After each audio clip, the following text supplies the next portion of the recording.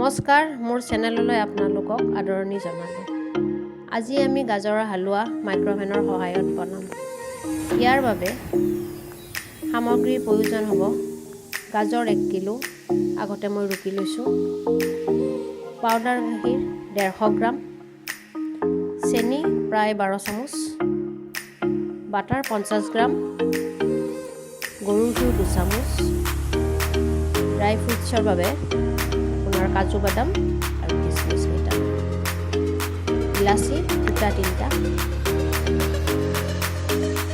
এতিয়া ৰুকি লোৱা গাজৰখিনি মাইক্ৰ'ভেনত ব্যৱহাৰ কৰিব পৰা বাতি এটাত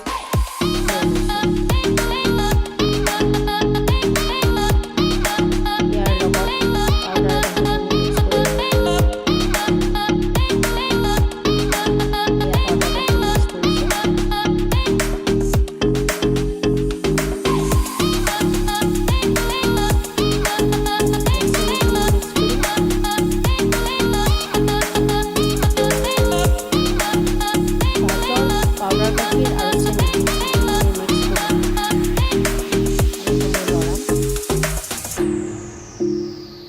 তিনিওটা বস্তু ভালকৈ মিহলি হ'ব।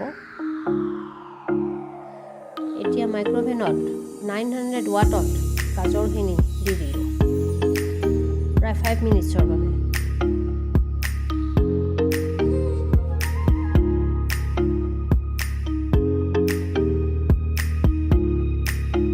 এতিয়া 5 মিনিটছৰ পিছত গাজৰখিনি উলিয়াই আনিলোঁ।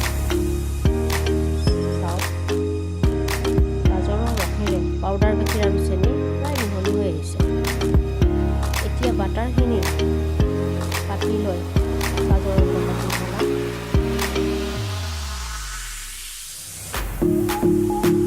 এয়া বাটাৰ মিহলাইছোঁ। ইয়াৰ লগতে আমি গৰুৰ ঘিউখিনি মিহলাম।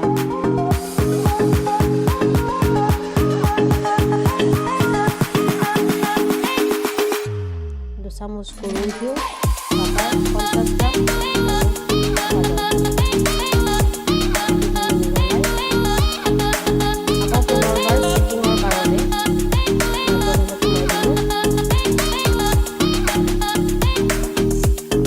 ক্ষমা কৰিব, পুনৰ চেম ছেটিঙত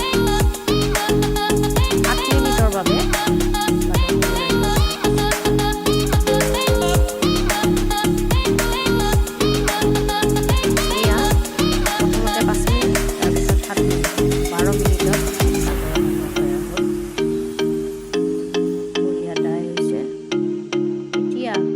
সজাবৰ বাবে আমি গ্লাছৰ বাটি এটাত গাজৰখিনি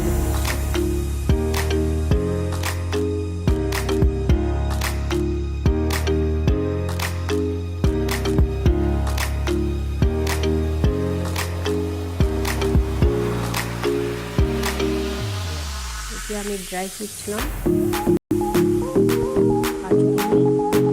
অলপ স্লাইড কাটি লৈছোঁ আৰু কিচমিচ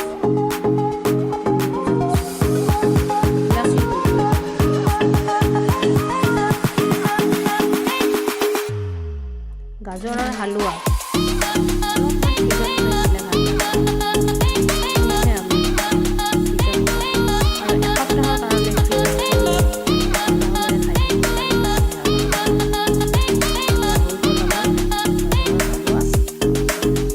যদি আপোনালোকে ভিডিঅ'টো চাই ভাল পালে